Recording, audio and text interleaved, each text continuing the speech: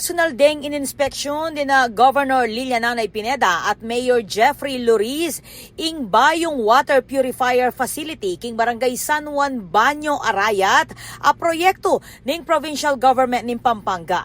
Kapag nasaning proyekto, ing siguraduan ning balabalaw sa supply, ning malinis, ligtas at dekalidad inumang danom para kareng residente. Kinggewang inspeksyon, linawe dareng nga duwang opisyalis, ing pasilidad, bang asigurado na masalesayang mita lakaditi at fully operational ne para king komunidad.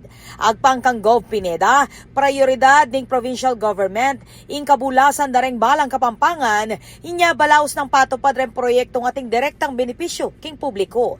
Ing water purifier project simbulune ning pamisasan metong ning provincial government at ning LGU king pamanatad episyente at serbisyong ating malasakit kareng memalen. Ako po, Patricia Mamangon para king News Force Pampanga, balitang tutuking Balen, susuyo.